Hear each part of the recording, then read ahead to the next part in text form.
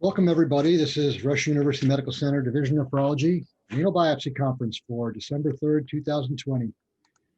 We'd like to welcome all new people from Twitter and all our old people. We've got a good conference today. We've got a case by Dr. Whittier. Today's activity code is 47582. This conference will be recorded. All the patient information has been changed to maintain some anonymity. You are being muted. If you have any questions, just join us. Put a question up in the chat room. We have nothing to disclose. This will be taped and available on YouTube next week or so. And we encourage you to go watch those, any that you possibly missed. It's easily searchable under Rush Medical Center Renal Biopsy Conference, and join our YouTube channel. And let's get started. I think it's Dr. Whittier's case, but I believe Dr. Balut is going to read the protocol. Alrighty, so the patient is a 40-year-old Black female with a significant past medical history of hypertension, obesity, and GERD, who presented for evaluation of proteinuria. She initially presented to rheumatology about 4 months ago with a 3-month history of worsening lower extremity swelling, rash, and diffuse arthalgias. She was ultimately diagnosed with systemic lupus, had a positive ANA of 1 to 1280 in a speckled pattern.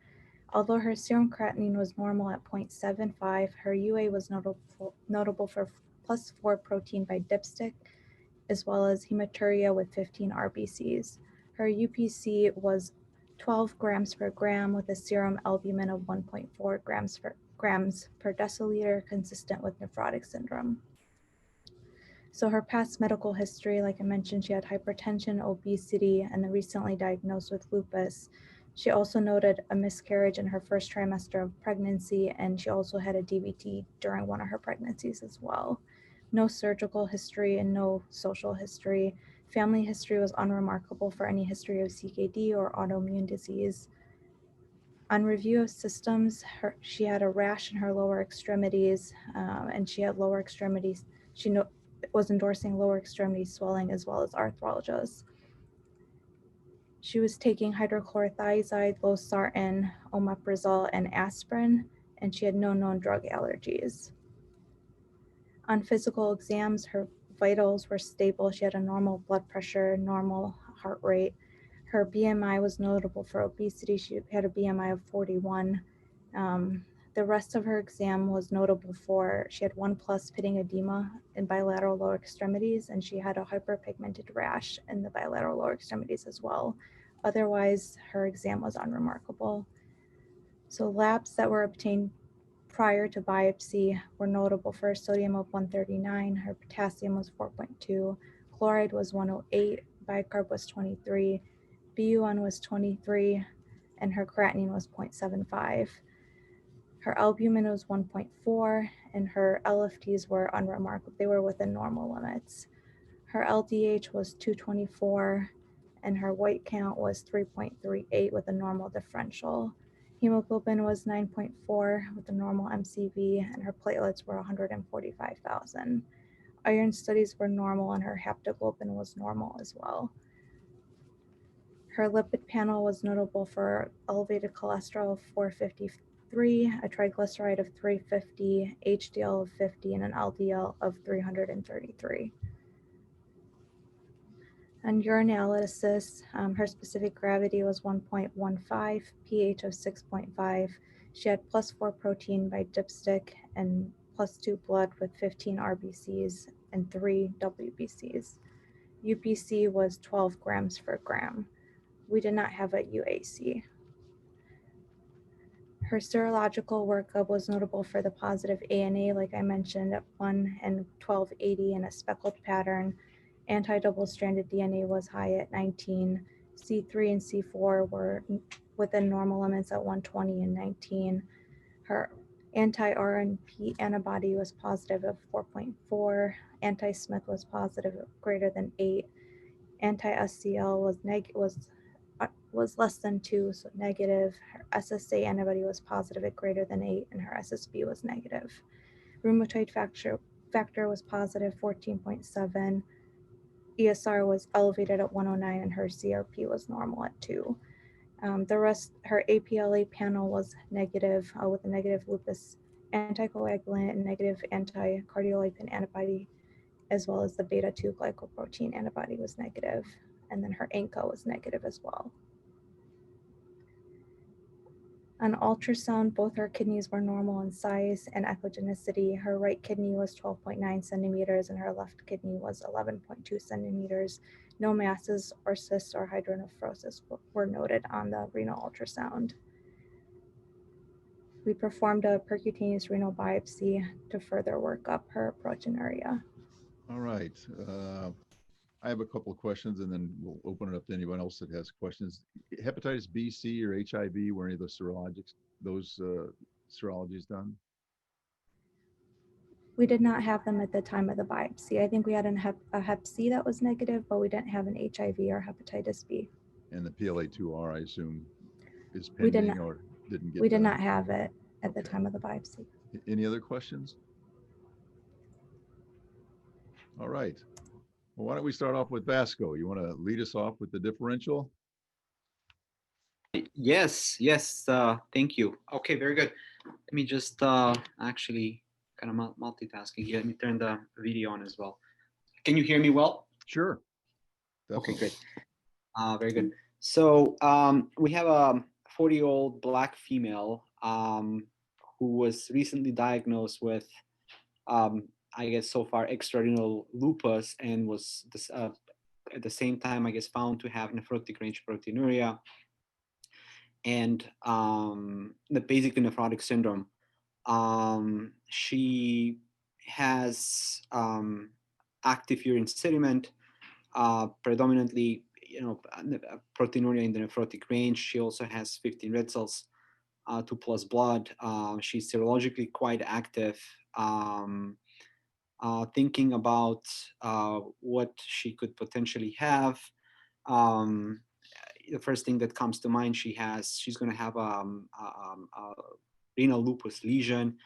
To be more specific, I think that she would either have membranous lupus. It's not uncommon to have some level of hematuria in patients that have membranous lupus, or lupus podocytopathy. I think she's going to have a podocyte lesion given the extent of her proteinuria, although membranous lupus could present in a similar fashion. Now, could she have another lesion in addition to the class 5 lesion? She could. Her renal function is preserved. If there is another lesion, I would go with class 3, with segmental lesions, so class 3, basically class 3 and class 5, plus minus lupus podocytopathy at this point. Okay. Those would be my diagnosis, I think. All right. Casey, what do you think?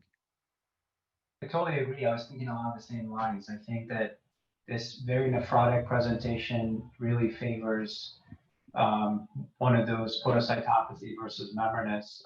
Her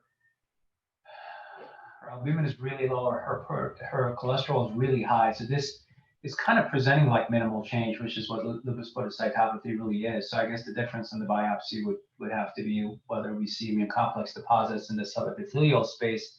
If that's the case, it's membranous. If we don't see that with diffuse fluid process space, it will be podocytopathy.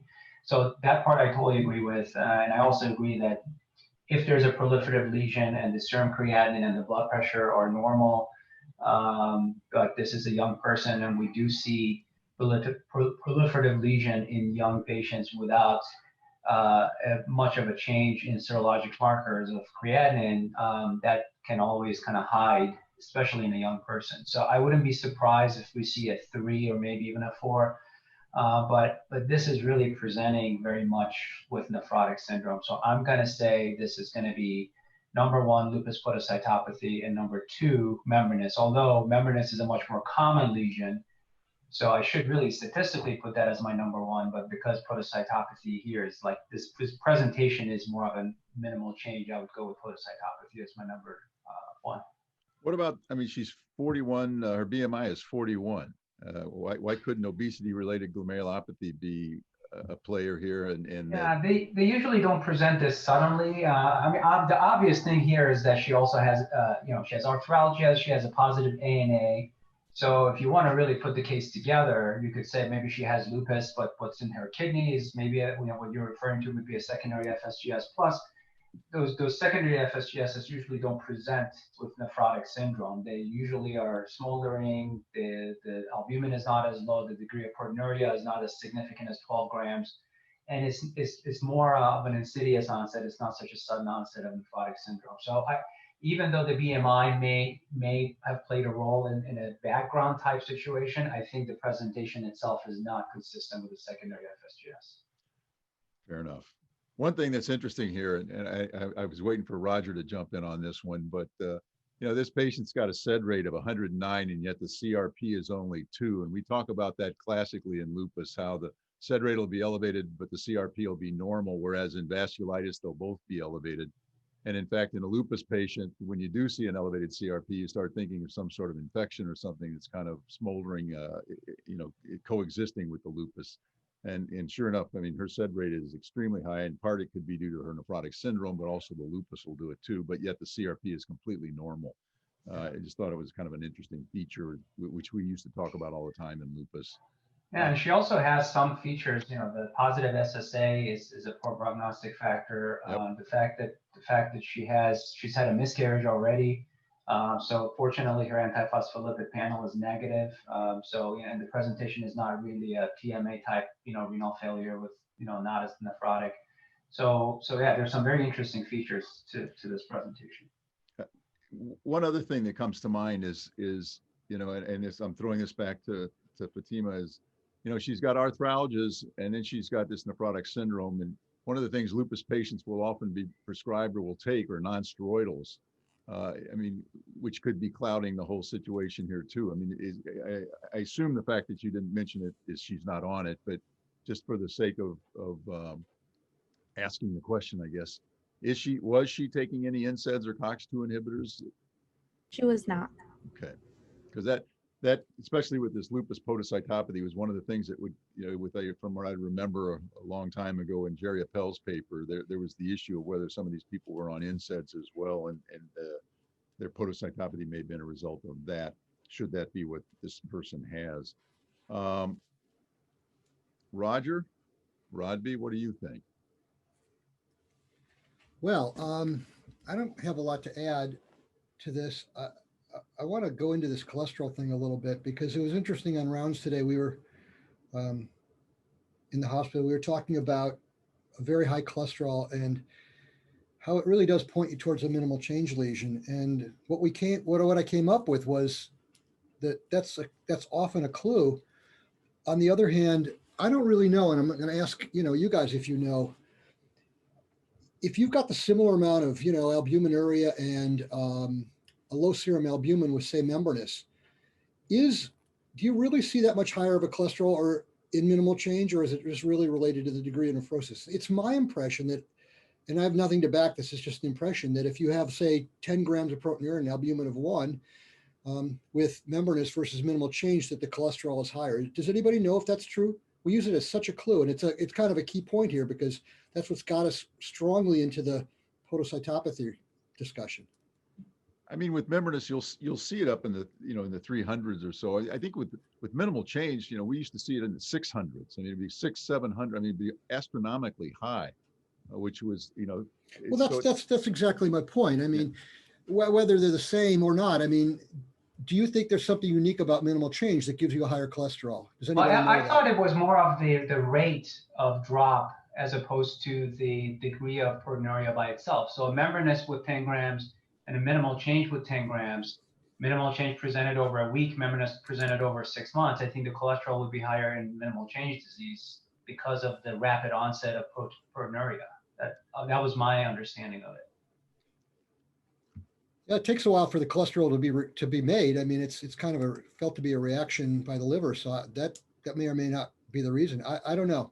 If anybody doesn't have an answer, we can move on. I just thought it was an interesting topic. Well, it's a good point because HMG-CoA reductase is upregulated, right? When these people get hyper, I mean, the liver's trying to pump out more albumin, and HMG-CoA reductase is upregulated as well. And it's kind of interesting if we always kind of make the assumption that they're tied together. In other words, the hypoalbuminemia and the increased synthesis of albumin by the liver is somehow also involved with upregulation of lipoprotein synthesis as well. So you would think that for any level of albumin hypoalbuminemia, the hyperlipidemia would be similar, irrespective of what the lesion is. Yeah, but like you said, have you ever seen a cholesterol of 600 No, or 700 in membranous? And we've seen plenty of severely nephrotic membranuses. That's why I think there might be something there. And it might be well known. I just say I don't know it. Yeah, well, it's something we'll have to have a fellow look up. There you go. So I want to talk a little bit about podocytopathy because it came up in the GlomCon last 2 weeks ago, where they were discussing various lupus lesions. And it was Dr. Bijol, who is a renal pathologist, was leading the discussion, but Dr. Helmut Reinke was also, in the audience at the time. These are both very famous excellent renal pathologists. And she, just to give the background for people that aren't really used to this term, podocytopathy, there was a literature for a long time ago where people with lupus would get minimal change. And they thought, well, it's, lupus is a risk factor for minimal change disease, and it was more common. And it wasn't necessarily considered a lupus lesion. We looked at it, other people looked at it, and we tried to make the point that we don't think that it's just minimal change. It looks like minimal change because it's nephrotic syndrome with diffuse foot process effacement and without deposits. But we didn't, for whatever it's worth, when we wrote about it, we thought that it actually was a lupus lesion. When she was talking about it, she was going back to where the original thought that people with lupus get minimal change. And maybe it's a matter of semantics, but to me, it's not that simple as a matter of semantics because we're talking about pathophysiology. Unfortunately, we don't even know the pathophysiology of minimal change disease. But Helmut Reinke was kind of more in our camp and basically thinking that this is yet one more mechanism of immune reactivity with lupus. We've got circulating immune complexes, we've got in vitro immune complexes, all kinds of different pathologies, and we've got clotting pathologies, and this may yet be another one that something's directed against, nephrin or something, causing this diffuse foot process effacement. And he was implying that it's not just minimal change in a lupus patient. From my experience, we treat them the same. From my experience, it's different only in that clinically it often acts different. Minimal change, it's either non-responsive or pretty responsive, but I've had several podocytopathies. There's kind of, they're very nephrotic at first, but they don't completely go away. And they still develop some renal failure. It just doesn't clinically act like, this is my experience with like the classic minimal change. So, I don't really know, but the reason I'm bringing it up is because getting full circle, getting back to the cholesterol here, because we look at the cholesterol, we think minimal change, and then we say, well, minimal change in lupus is podocytopathy. And I just, for whatever it's worth, I think it's a different disease. There are many things that could injure the podocyte and cause diffuse foot process effacement. And just because we don't see immune complexes doesn't mean it's not immune mediated. But someday, hopefully, somebody will prove that. I mean, one of the hallmarks of lupus podocytopathy is a patient with lupus, but they generally have mesangial background, mesangial deposits and mesangial on immunofluorescence and EM as well. So it's kind of a secondary lesion on top of mesangial lupus, which is often the background for almost every lupus lesion. So, and even more to that point, Roger, if I could jump in, is that the podocytopathy lesion, if it's an isolated lupus podocytopathy, we think about that as a mesangial within diffuse foot process effacement. But the podocytopathy lesion itself can be independent of whatever lesions it is there. It's been associated that, in membranous patients who have complete foot process effacement, they're nephrotic. So you have membranous with podocytopathy. And the membranous patients that don't have foot process effacement aren't as nephrotic. And the same thing in DPGN, same thing in segmental. And so I'm of the belief, and this is a belief, and this is probably bias, is that when you see the diffuse foot process effacement in lupus, no matter what the underlying lesion is, you have a podocytopathy on top of whatever you're describing. So if you have it with a DPGN, you say DPGN with a podocytopathy. And then if we start categorizing that way, maybe eventually we'll be able to get to some targeted therapies or targeted antigens of what's causing those, that actual podocytopathy. Boy, I think we jumped right past reading the biopsy right onto the discussion. So Well, wait. I'm not done. the cart's got in front of the horse here, I think, a little bit. No. Well, we don't even know what it is yet. We're just talking Right. about what it could be. I mean, Well, I think membranous has gotten left out of this for some reason, and well, podocytopathy. I'm gonna get back to that, but we got a lot of time here. So, Bill, I'm really glad you brought that up because that is really key here. If it is an independent pathophysiological lesion, it could exist with DPGN, it can exist with membranous, and you guys have shown that. Wasn't it Nilu that did one of those? Yeah, can I share my screen for a second? I'm not sure I'll be able to. Because Nilu Desai is on today. Welcome, Nilu. Yeah, and so, am I sharing my screen? I think I am here. There you go. So this is Nilu's paper. If you can see here, let's see if I can minimize this. We looked at all these patients who had membranous lupus nephritis, isolated membranous lupus. So there was no concomitant DPGN with it or segmental necrotizing lesions, just a pure membranous lupus. And what we found is that those patients that had a much higher degree of foot process effacement, we measured the foot processes with a detailed mechanism. They were much more likely to have nephrotic syndrome. And those people that did not have foot process effacement had much less degrees of proteinuria. There was always exceptions, but this has also been shown in every single subclass of lupus that the degree of proteinuria correlates much more with the foot process effacement as opposed to any of the other lesions that we would see. Well, I think And what you're also more so than the the deposits in the biopsy, Correct. right? Yeah. I mean, the whole issue is you could have had diffuse deposits in the subepithelial space, and yet they might not have high levels of proteinuria if they didn't have diffuse effacement. I think that is a really good clue that there's Yeah. something to this. I know you've written a lot about it and it's been great work. And I don't know that it's universally accepted, but that's neither here nor there. I think it's a really interesting paradigm, and time will bear out. But I kind of that's why I wanted to go into it a lot more than just throwing it out as a diagnosis. Well, I think the membranous is still in play here because, I mean, if you just have a pure podocytopathy, you think that you're going to have 2+ blood and 15 red cells. I mean, this patient's got some microscopic hematuria.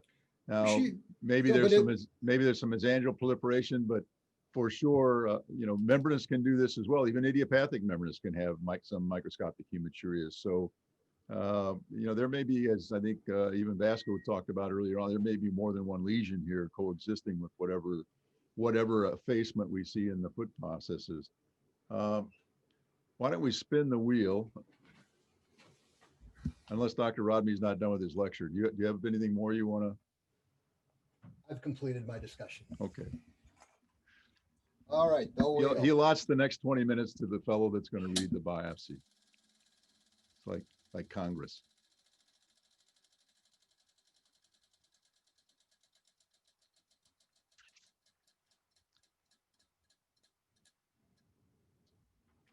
It's Fatima. We're not going to have her read it. Okay.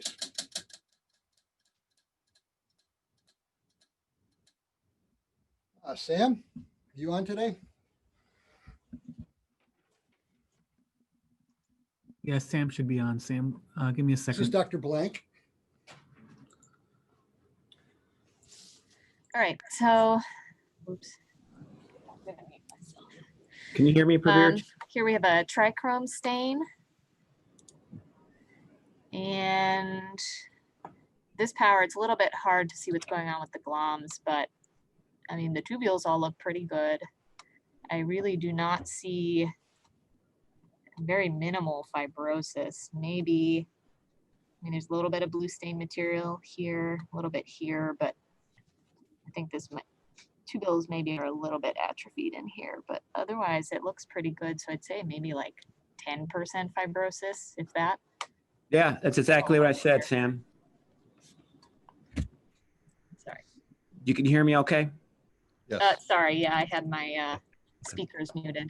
Can you repeat that? What did he say? He said agreed you were with you. perfect, 10%. Oh, okay, all right, moving on. Let's see. Okay, this is a H&E stain. We've got a glom right here in the middle of the field. So the mesangium maybe looks like over here a little bit hypercellular, over here maybe a little bit of hypercellularity, but otherwise looks pretty good. I don't see. And then, And does it look expanded as well, the mesangium? yeah, maybe a little bit, you know, in this area here, a little bit Right. expanded, and here. Can you guys see my mouse, by the way? Yes. Okay. Yeah. No, definitely. There's at least, you know, more than 3-4 Here. cells in each of those areas. And Yeah. there's more matrix. So Yep. There. David, how many nuclei per mesangial area is your cutoff to call something mild versus moderate versus severe hypercellularity? There is no strict definition for that. So, I mean, generally, so 3 is normal, you know, 3 or less cells. So generally I use like 4, 5, or 6 is mild, you know, 6 to 8 moderate. And then usually you could just tell that this is severely, you know, hypercellular, or this is mildly, you know. And then just a kind of quick once over in the surrounding the interstitium. I don't really see much in the way of, you know, cellular infiltrate. Won't comment on the tubules until we see the PAS, but they look, I guess, okay. Another H&E, high power. Again, so this glom right here, some mesangial expansion, a little bit of hypercellularity. Looking at the capillary loops.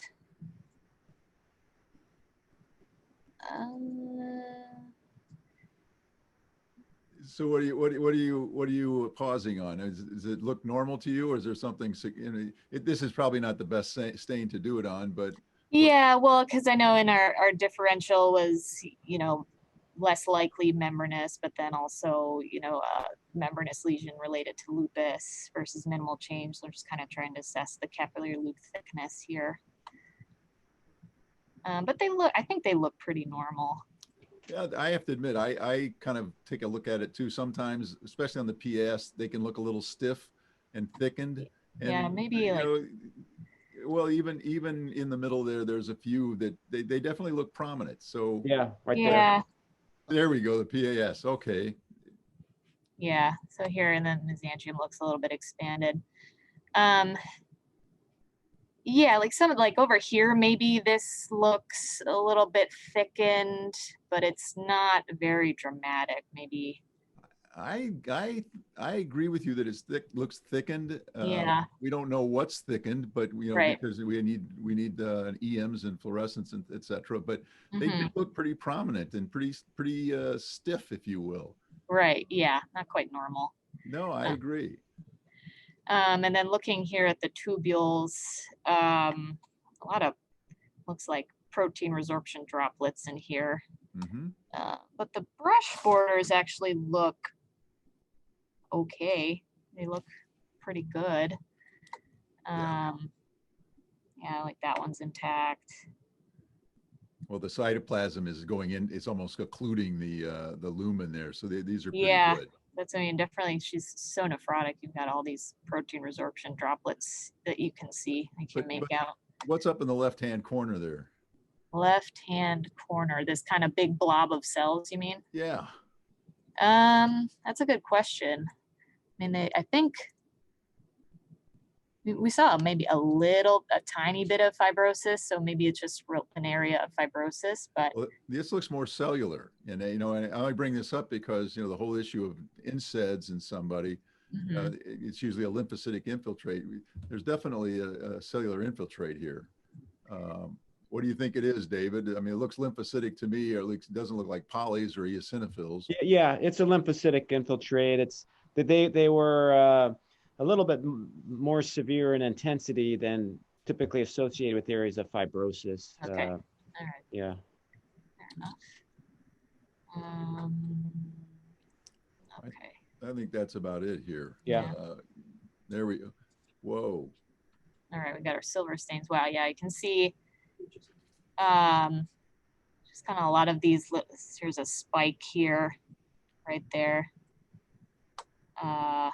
They're yeah, beautiful. just lots of these little, yeah. Boy, is that beautiful. Yeah, they're all over the place. That's There, textbook. There, another one there. Yeah, I don't see any breaks or holes otherwise. yeah, it's just these little, Yeah, there are some holes right where the pointer was, oh, kind of good. dancing around the screen. But Down around 7 o'clock there, Yeah. where there's an 7 onphos. o'clock. yeah, Keep going up from those loops by the mesangium. Now to the Yeah, right a keep little going bit. up. Like Yeah. this Right little, there. Yeah, right Yeah. in there where it's kind of cut on phos, you'll see Yeah. some. yeah. But the spikes are, as you pointed out, are the most prominent thing here. I mean, you don't even need the holes at this point. Yeah. Oh, wow. That's very positive. And this looks like, I mean, I think these are all in the capillary walls here. Yeah, so linear or granular? This is granular. Yeah. Um, And then where mesangial or capillary wall or both? I mean, I think, so I mean, you can sort of see here, that looks more like capillary wall to me. Mhm. I think there's some in the mesangium as well, though. Definitely. Where you were before at around 2 or 3 o'clock, when you come back down towards the tuft of the glomerulus, that area there is probably mesangium. This kind of chunk. Yeah, exactly. Yeah. And it'll be easier to see on the electron microscopy. Yeah. I mean, IgM is mildly positive. And this, I think that's probably a capillary loop maybe. And then maybe this is mesangium. IgA is faintly positive. Yeah. I don't even know. I mean, David, was C1q positive or not? Yes, 3+. How do I go back? Oh, the arrow. Oh, there we go. Okay. Sorry, I skipped one. I'm a little surprised how little mesangia there is, quite frankly. Well, like I say, I know what you mean. I think sometimes, I know what you mean. We'll see what the electron microscopy shows. So this is IgG. It looks like staining the tubules. Yeah, and maybe, I don't know if there's some vessels there that are staining. I can't tell. In between the tubules, there's a small. Oh, this. Yeah, exactly. Perfect. Mm-hmm. I don't know, David, what is that? Yeah, some interstitium. Yeah, it looks like tubular basement membranes and some interstitium. Yeah. So we got extraglomerular deposits. Here we go. Oh, wow. Those are quite large. They are. Yeah. So And I mean, where are they? right. So that looks like, I think this is blood space here, Yep. urine space here. I mean, so this is subepithelial. Beautiful. Those are ginormous. I mean, They so are. you can see here, it probably is one of those spikes we saw on the silver stain. And to help Dr. Rodby see the mesangial deposits, do you see any of those? Oh yeah, over here. on the Massive. left. Yeah. Now, what don't you see right now in this one? What don't I see? Where don't you see deposits that you might be looking for in a lupus patient? I mean, mesangium for sure. I mean, that's less common in idiopathic and much more common in our primary and much more common in lupus. But what other area will you sometimes see deposits? Subendothelial. And so Yeah. right now, I mean, do you see anything that looks like it's under the endothelium? No, I mean, they all look, I mean, maybe some are starting to become intramembranous, but they're mostly subepithelial, and the subendothelial space looks pretty Good. clear of deposits. And then the podocytes, how, since we've. Okay, yeah, let's take a look at those. So let's start down here. I mean, these all look, this is very effaced. Yep. Everything's just flattened. Right there where you just went, there may be one or two. Yeah, exactly. Right, There. one tiny section where the podocytes are still intact. Yeah. But otherwise. And the loop above you, up yeah, here the too. same thing. Yep. It's, I mean, that's so what, maybe like based on this one, maybe 90%. Yeah. Yeah, pretty I mean, it more really- than it 80, really that's get- for sure.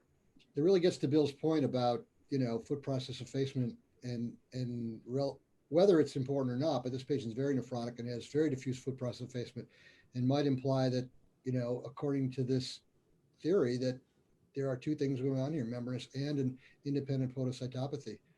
Casey brought up the fact that I agree. I've never seen deposits like this before. They look like humps that you'll see in post-strep GN. I've never seen anything like this in lupus where they're this giant. Yeah, it's pretty. All right, here we Let's see. go. All right, here's another one. Wow, yeah, just a lot of deposits. Again, all throughout here. Yeah, right there. They're even confluent. Right. Unbelievable. Where you were. Yeah. Plus, Yeah. hopefully there'll be a higher power, because at this low power, there almost looks like there's some organization there, and I you know, don't want to overread it, but Mhm. we'll see. David, is there a TRI there, or maybe we'll see it at a higher power? Yeah, it's so hard to see from the low power, but Okay. yeah, I'll just be patient and wait. yeah. Yeah, I was about to say, I'm surprised you can see at this power. I definitely can't. Oh, that's just so wrong. Sorry. That was a Not level. everybody has eagle eyes. But I mean, looking again, the foot processes here also just look very effaced. I mean, maybe a little bit preserved here, but going around a little bit there. And still no evidence of any subendothelial deposits whatsoever. Mm-hmm. Yeah. I don't really see, I don't think there's any mesangium in this slice, what I can tell. All right. It would be at the bottom left. Yeah, at the bottom left, but it's Right. yeah, Okay. it's not really there. Yeah. Right. Yeah. Okay. All right. So this is a slightly higher power. Okay. Yeah. And so some of these deposits looks like they're starting to be resorbed and become maybe more intramembranous. Kind of the basement membrane reacting and kind of up around. Yeah. this. So that's a podocyte there. This one? No, that's a spike, but where you Yeah. were was a podocyte. So in the perimesangial space. Up towards. Oh the yeah, thumb. and there are some intramembranous. Yeah. Yeah, like through Yeah. there. Yeah. And some more big deposits here. Yep. Like, these look a little bit more intramembranous now. But do you see the granularity within? Look, there's some dark areas and light areas within these huge deposits. Mm-hmm. That's Yeah. the part that you kind of wonder whether there's some like thumbprinting or, you know, some organization there. I don't know, again, if he's going to go, how much higher we're going to go, but it's interesting. I mean, the deposits are massive. Next. Yeah. Okay, let's see. Uh, Well, what's he showing you here? yeah. So is this the deposit right in Yeah. here? That's No, the but that's deposit. not, that is, but I think he's showing you something else. Right in the middle. Right in the, Below it. right here? There you go. Yep. Close to it. There you go. There you go. Right to the, just to the right of it a little bit there. That The right of it. Now you're on it. Yeah. I'm on it. TRI. Oh, right. I should know that. tubular. It's like our big buzzword. But you're right. Back up at the deposit, Mm-hmm. there does look to be some organization there. I don't know if David, I mean, Yeah. this almost looks Yeah. fibrillary. in nature as opposed to It's a not like a thumbprint. microtubule or thumbprint, but there's definitely heterogeneity and yeah, organization. Yeah. Actually, there's here a small subendothelial deposit just above the TRI. This guy, this little blob. No, just yeah, keep going. Yeah, up a little bit to the right. You're too far. Too far. This. Right there. Yeah. These little. Yeah. Can see they're right underneath the endothelium. Uh-huh. Yeah. Right. But they're small. Yeah. So what's next? All right, before you say, David, did you stain this for PLA2R? No, I did not. I wish you'd started on, I'm just curious. We'll assume that they're always negative, but I'd be curious to see whether they're ever positive or not. Yeah, I could go back and order that. And we don't look for, what is it, Roger, extosicin? But I don't think most people can stain for it. I think Arcana can, but I wouldn't be surprised. Yeah, it's exostocin. Exostocin. Yeah. All right, so your diagnosis, Sam? It's a class 5 lupus nephritis, membranous lesion. With all the TRIs and the immunofluorescence, David, the pattern was obviously granular in the basement membranes, but was it a full house? Yeah, remember the G was strongly positive and the A and the M were kind of weak, scattered mesangial, but Plus, he said C1q was strongly positive, Yeah. which is unusual for Yeah. primary membranous. Very good, Sam. And plus, I guess we have to say with diffuse foot process effacement or podocytopathy, I don't know that we add that to the diagnosis anymore, but it sounds like maybe we need to. Yeah. So Roger, how would you approach this patient therapeutically? Oh, boy. Well, Well, what are your options and what would you do? well, your options are steroids. Your options are MMF. Options are a CNI. Options are Cytoxan, Rituxan. So steroids and lupus membranous? Steroids alone? I'm just telling you all the options. I wouldn't do it, but I mean, if you think this is lupus pathophysiology, you could possibly go with steroids. I don't like to use steroids as a general rule for something like this, but if the big problem here is the podocytopathy and not the membranous, which I don't think, I think you have to treat them both. You could argue just to give steroids alone. I don't know what to do for the podocytopathy. I have a feeling that whatever else we treat this with might treat that as well. But again, until we understand that, and we're not 100% sure this is its own lesion, but I'm not a big fan of CNI anymore. I never was, period, but not a big fan of them. It might be more popular now with folksporin data that may come out more. When you look up lupus membranous, I think Bill's probably talked to us about this, but when you look it up, there really is no mandated treatment. I would probably, I'm under the belief that, and this is really going out on a limb, but that the way that the story has evolved with idiopathic membranous and the PLA2R, that I think that most of these membranuses are going to turn out to be circulating antibody. And since the story is so good with Rituxan for that, and I believe that Rituxan is probably better tolerated than cyclophosphamide. And I don't think this lesion is a good lesion to be left alone with nothing, just ACE inhibitors. I think I would try to go with just Rituxan would be the way I would attack this. It would be absolutely, my second choice would be MMF, and probably without steroids. I don't think there's any big rush here, but I'd probably go Rituxan if I could, or MMF. But this lesion is pretty bad, and I don't think it's quite as benign as we used to believe it is. And we've had people argue for full induction because there are just so many deposits. I think I'd go with Rituxan. Yeah, would you be Rituxan with MMF?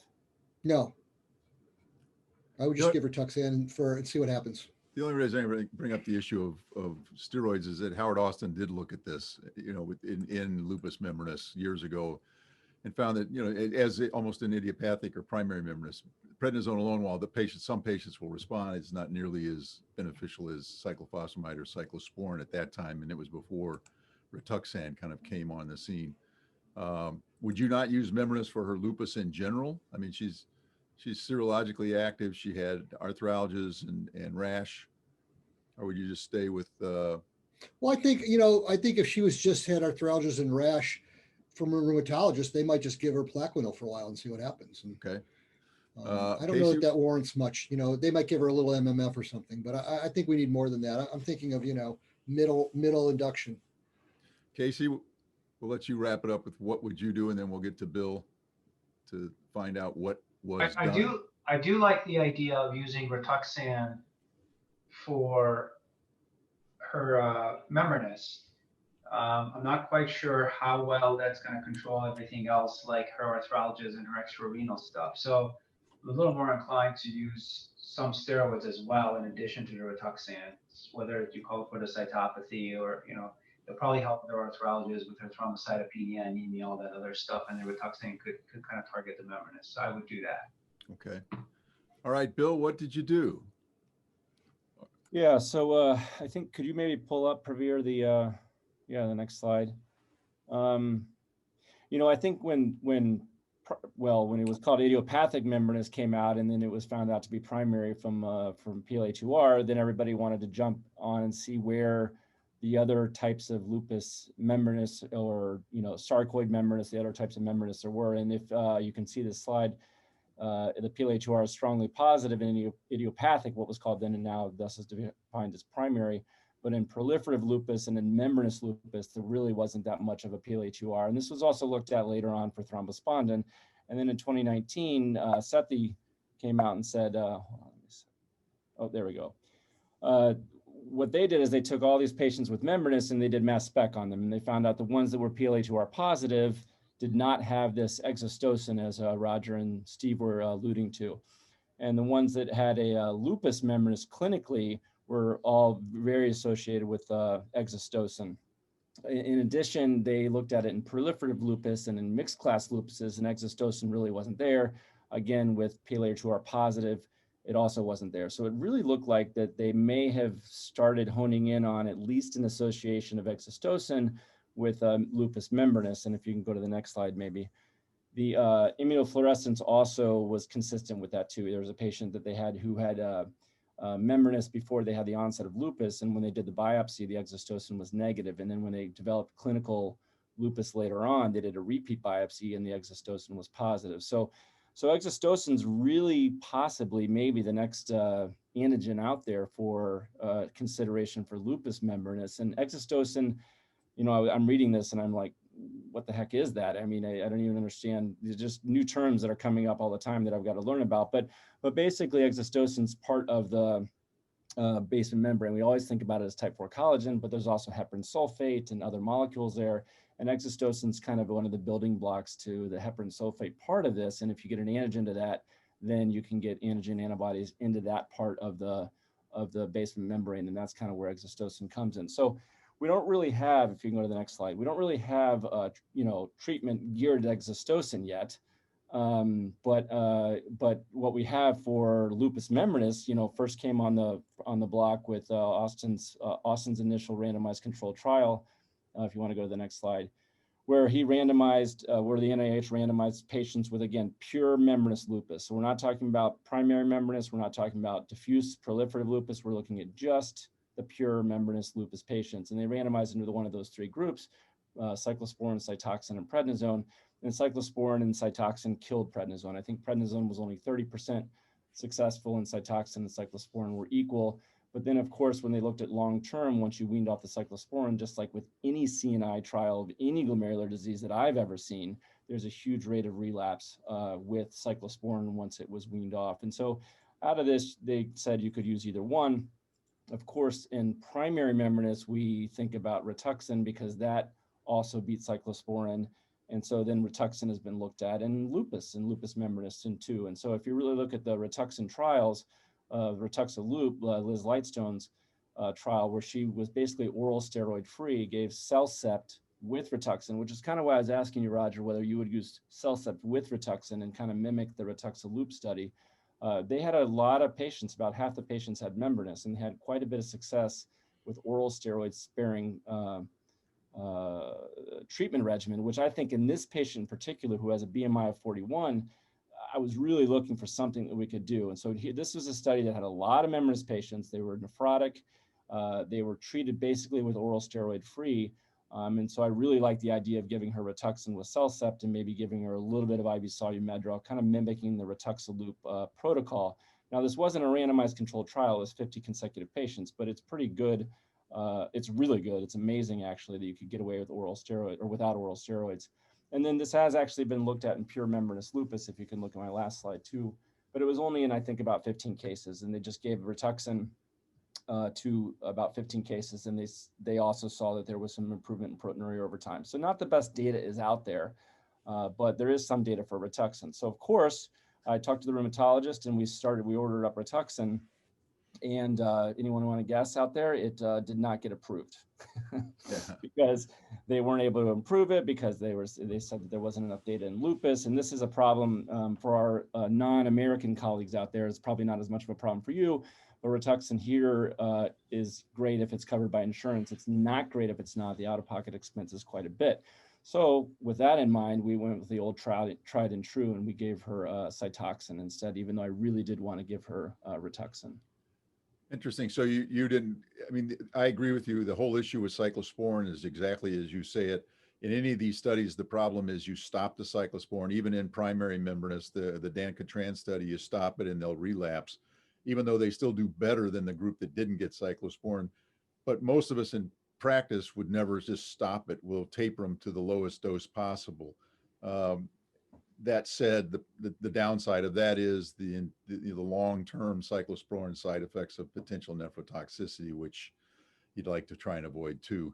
So the Cytoxan, you decided to give it to her intravenously or orally, or how did you want to? We did oral Cytoxan. We're going to do 3 months, and we're doing 2 mg per kg. She has normal renal function, and she's only about a month into the therapy right now. Yeah. So she hasn't had that much response. Interestingly, she developed a DVT on therapy before I could, because I was thinking about anticoagulating her empirically just because her serum albumin was so low and she has membranous. But this DVT occurred about 4 days after the biopsy, so I hadn't even had time to put her on anticoagulation yet, and she developed a lower extremity DVT again.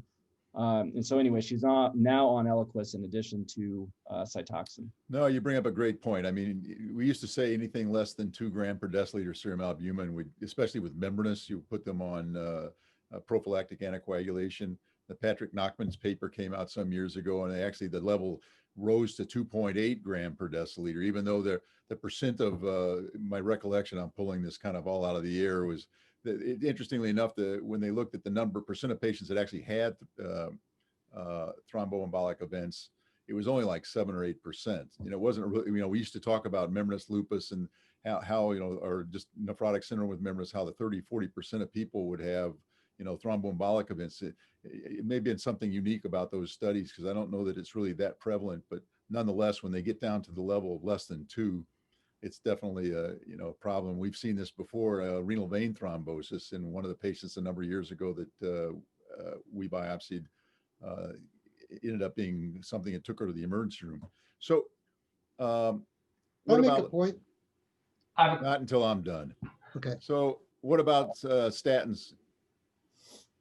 Yeah, in diseases like minimal change that usually gets better so quickly, I don't think about statins because usually their hypercholesterolemia will go away. But membranous can kind of linger quite a bit longer, and so we also did put her on a statin as well. I'm going to make one last point, and then I'll let Roger talk, because I know if I don't do it, I'll never get a chance. So, as Roger brought up, this whole issue of podocytopathy and lupus relative to minimal change disease. In the patients that Steve Kraft presented, reported there were 8. Only one of those patients they got treated with steroids. Only one of those patients went into complete remission. 6 others had a reduction in proteinuria, but only one actually hit a complete remission, which I think gets back to what Roger's saying. That's completely contrary to what we see with patients that have quote unquote idiopathic minimal change disease. So there's clearly, I think, something different about the podocytopathy and lupus and this circulating lymphokine that we talk about in minimal change. Anyway, Roger. No, I just wanted to make the point, oftentimes membranous is thought of this, other lesion that's not proliferative. And I'm not sure that people take it seriously enough and treat it seriously enough. And they mess around with this and that and the other thing and don't really do this. So what Bill's decided to do is give, real induction therapy, and has gone from Rituxan to Cytoxan. And, that's kind of no different than, Ponticelli. You could even argue to do a Ponticelli-like protocol for this, if you believe it, membranous is membranous. But I just think it's really good that he's taking it very seriously, because I think this is a really bad lesion, not just from the standpoint of nephrotic syndrome, but those deposits, they're going to lead, if they stay that way, they're going to lead to progressive glomerular sclerosis and end-stage renal disease. So I can't think of a lot of times that I've used Cytoxan for a pure membranous, but boy, I think that's absolutely the right thing to do if you couldn't get Rituxan. It may even be the right thing to do even if you could get Rituxan. My point is, I think I commend them that they're taking it very seriously and treating it aggressively. I think that's a really good decision. Well, this patient, in keeping with that, this patient has a bad prognosis. I mean, even if it was a primary membranous, you have more than 8 grams of proteinuria for 6 months, your prognosis of progressive renal disease, independent of the side effects of the nephrotic syndrome, is fairly high. And so this patient has, all the features. I mean, you look at that histology, oh my God, You know, look at all those deposits. It's hard to believe that they would just go away with ACE inhibitors or ARBs.